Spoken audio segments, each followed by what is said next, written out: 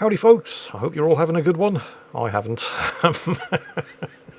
And welcome back to World of Tanks with the mighty Jingles. Well, I say I haven't had a good day, but honestly it really could have been a lot worse. I spent the whole day sitting around my new house with no furniture in it whatsoever, because I haven't actually moved in yet, waiting for the internet service providers engineers to turn up. And they took their sweet time. And I have no furniture, so I had nothing to sit on during the hours that I was waiting for them to arrive. But to their credit, when they did turn up, they did an incredible job. And the main thing that I really should be taking away from this is that I have 500 megabit up and down internet at the new house, so when I do move in on Tuesday next week, there should be minimal disruption to video uploads here on YouTube. But now I'm back at the old place and I need to get a video done, and thankfully I had this replay from MisterCro, who some of you may know. He's an extremely talented World of Tanks player and Croatian World of Tanks live streamer. And today, here on the Live Oaks map, he's going to be playing one of the more overpowered tanks in the game, the Kranwagen. However, some of you may have noticed that he's going to be playing without any gold ammunition at all, which of course is the way that you should be able to play the game. And you can, it's just difficult. Now, you could make the argument that it's difficult to not use gold ammo, particularly in Tier 10 in World of Tanks, because of tanks like the Kranwagen, but I would argue that that is not the case. Because even the Jägeru, the mighty Jagdpanzer E100, with gold ammo cannot penetrate the turret front of the Kranwagen. Its turret is that good. So you can spam all of the gold that you like at this thing's turret. It isn't going to do you any good. Now, I suppose it's a matter of opinion whether or not that's a good thing or a bad thing, but it is most definitely a thing. The Kranwagen's turret is, to all intents and purposes, from the front at least, 100% impenetrable. Not just because of the armour thickness, but because of how heavily sloped that turret armour is. On top of that, the tank also has phenomenally good gun depression, although it has absolutely terrible gun elevation, but more on that in a moment. But this amazing gun depression means that MisterCro, in this tank, when he's on a reverse slope exactly like this, can use the terrain to slope that turret back even further into an automatic ricochet angle while still keeping the gun pointed at targets on the other side of the ridge. It's in situations like this where you can go hold down and use that turret armour, and in fact increase the effectiveness of that turret armour by sitting on a reverse slope and angling the tank backwards, where this tank is absolutely definitely 100% overpowered. When you are not able to take advantage of a ridgeline like this, however, the tank definitely has some weaknesses. Mostly the hull armour, which is absolutely terrible. One thing that the Kranwagen is pretty spectacularly not good at doing, however, in common with most other autoloaders, is holding a position on its own, especially when outnumbered, as MisterCro is right now, with the rest of his team basically having died down at this southern end of the map. Because it's an autoloader, and once you've fired those 3 shots, you've got nothing. Enemy tanks can quite literally just drive right up to you in their own time while you're reloading and take you apart with ease, which is why he's falling back. Not too far though, just to the next ridge, where he can get at least some support from other members of his team further up to the north. The immediate problem, of course, is that no amount of firepower is going to make any difference to the enemy Kranwagen over there, as long as he stays hull down. He's enjoying exactly the same advantages that MisterCro is. He's not the only enemy tanker who's back there, however, he's just the only one that we've seen. I mean, in addition to the Kranwagen, there was a T10, a Skoda T56, and by the looks of it, a Patriot back there somewhere as well. If they'd all come at him at the same time, he would have been in a lot of trouble. But they're not. And that's allowing the S-Tank further up to the north to do some really good work. And they're probably not all coming because they've got problems of their own further up to the north, where the remainder of MisterCro's team have taken the town. Oh, hello. I see you there.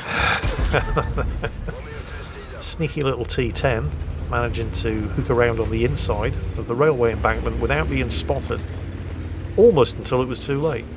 Still no sign of the enemy Kranwagen. And no sign of the enemy Patriot either. It's possible that one or both of them have fallen back to defend their base from the rest of Mr. Crow's team up to the northwest. Possible. But until somebody spots them and their position gets updated on the minimap, you would be wise not to count on it. So assume they are both there and act accordingly. He's creeping forward again to reoccupy his initial ridgeline spotting position in an attempt to do exactly that. It's around about here where Mr. Crow makes his only real mistake of the game. And honestly, it's not that big a mistake. Or it certainly doesn't have terrible consequences. Yeah, that. He didn't see him. Enemy tanks right there, and he didn't see him until it was almost too late. But, on the bright side, I'm pretty sure the enemy Kranwagen didn't see him until it was too late. Because he's dead, and Mr. Crow isn't. Still no sign of the Patriot either. Although it is at this point where some other members of Mr. Crow's team take their brave pills and head down here to back him up. At more or less the same time where the enemy team are making a very, very bold push up through the middle. I mean, honestly, this game could go either way. Both teams are on 7 kills and there's only a 1,000 hit point difference between the two teams as well. Oh look, there's the Patriot. He's taken a page out of the T10's playbook. The question is, can anybody put shots into him while he's in that vulnerable position without exposing themselves to any kind of unnecessary return fire in the process? Is he going to be able to get some shots underneath the structure of the bridge there? He's been spotted. I don't know if it was the Patriot who spotted him. I mean, you could absolutely drive down there into the river, poke out round the side of the bridge supports and put shots into the Patriot, but who would be putting shots into you while you're doing it? We know there's an S-tank out there somewhere, and that thing doesn't mess around. So, sure, you could kill the Patriot, but you'd probably take an awful lot of that. Yep, it's definitely the S-tank spotting him from the concealment of the swampy trees on the far side of the lake. Yeah. No. The rate of fire and accuracy on that thing, plus it would have the opportunity to shoot into your terribly armoured hull. There's got to be an easier way of taking that Patriot out. The question is, can he figure out how to do it, and do it quickly enough to not only save that S-tank over there, because the team cannot afford to lose his firepower, and also without throwing his own tank away in the process. Wow, yeah, he's hanging on by a thread there. Took a lot of hits getting himself out of that position. Speaking of tank destroyers taking a beating, the team's SU-130 PM down there just took a hit from Char Future 4 up there, who doesn't appear to understand how to use bushes so as to not give your position away when firing. Oh well, I'm sure the SU-130 would have preferred not to have taken those hits, but he's still alive, for now.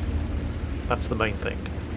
Probably not going to stay alive if he's going to continue to scout for himself, however, and the enemy team have just equalised the kills. Mr. Crow moving up because he can take the hits that the SU-130 cannot. Doesn't need to worry about the Patriot anymore. He was knocked out about a minute ago by the Kanonen Jagdpanzer 105. Now he's looking for that Char Future 4. Or however you pronounce it. It's French, I don't know. Both teams are now at 9 kills apiece, but the enemy team do have a roughly 50% health advantage. This is starting to get serious. Things could go very wrong very quickly, given the health difference here for Mr. Crow's team. I mean, he still has plenty of health. He's only really taken 1 hit. Must all be living on a prayer. Where have the enemy tanks gone? I mean, they've successfully managed to defend against Mr. Crow's teammates who managed to take the town. Taking the low ground here on the far side of the road embankment. Hasn't been spotted though. Hasn't spotted anything in return. I think that's probably one of the most underrated and underappreciated features of the Sixth Sense skill, aside from just telling you that you have been spotted, which, you know, obviously is nice. But even though the skill doesn't reveal the location of the tank spotting you, because of course it doesn't, the fact that you were spotted means that you know something has a line of sight to you. And if you're aware of the features of the map that you're playing on, you can make some pretty educated guesses as to where any tank that was in a position to spot you must have been. It's all completely academic now, of course. He hasn't spotted anything. Nothing has spotted him. The rest of his team, down to the south, being very cagey about pushing that cap circle. Almost certainly because, with the complete absence of any kind of hostile contact here in the town, all of those surviving enemy tanks are going to be on that wooded ridgeline overlooking their base, just waiting for them to move in on the cap circle, and there's one of them. And contrary to all expectations, he's actually looking this way, and that's another machine that's difficult to deal with from the front. Fortunately, MisterCro saw him just in time. He was able to get down into the low ground here on the side of the road embankment in order to take those shots on his turret. And now it's autoloader versus autoloader, waiting to see who can reload first. Except, no it isn't. Here comes an ISU-152. Oh, this could be very bad. Except, oh wait, no, he's not fully upgraded. He only has the dirt gun. Oh, that's a relief. So we're going to kill him. So that's nice. Oh wait, here comes the Foch. Except I've just realised it's the Foch. It's not the AMX-50 Foch B. It doesn't have an autoloader. For the next half a second or so, it doesn't have any tracks. And it also doesn't have a turret, which means Mr. Foch is able to keep the hull of the French tank destroyer between himself and the Char Future 4, who just made a reappearance after finding his man pants, but he's also getting shot at by an S-tank as well. So while the friendly E-50 assists and takes out the Char Future 4, he jumps back over the road embankment so he can no longer get shot at by the S-tank and take his time with the assistance of his teammates, finishing off that Foch. All of which leaves MisterCro on 50% health and once again reloading, but with only 2 Swedish tank destroyers to deal with, which is nice. Although what's not nice is the fact that at least one of them has spotted him, although their days are definitely numbered. There's only 2 of them. They've got enemy tanks closing in from the north and south, so firing and giving their positions away is almost certainly going to be the last thing they ever do, although between the 2 of them they do very nearly manage to take MisterCro down with them, but well, nearly only really counts in horseshoes and hand grenades. And intercontinental ballistic nuclear missiles. And we're done. You see, this is what you get when you take an extremely good World of Tanks player, a World of Tanks player who learned his trade playing light tanks back in the day when it was still possible, if you were any good, to do well in light tanks, you know, before the introduction of monstrosities and atrocities like the EBR. And instead, because the game's moved on now, you put him into a heavy tank that's actually faster and smaller than the tank it's based on, the AMX-50B, a tank that also has a turret that's basically impenetrable from the front, and then the light tank driver inside MisterCro, because that's really what he is still at heart, encourages him to drive this heavy tank like he stole it, doing over 8,000 damage in the process, despite the fact that he didn't load or fire a single round of gold ammunition. However, because while World of Tanks may have moved on in the last couple of years, it didn't move on that much. So despite the fact that he didn't fire a single round of gold ammunition and did over 8,000 damage, he still ended up owing Wargaming money at the end of this battle, which just once again goes to prove that if you can't take a joke, you shouldn't be playing World of Tanks. Take care folks, stay safe, and I'll catch you next time.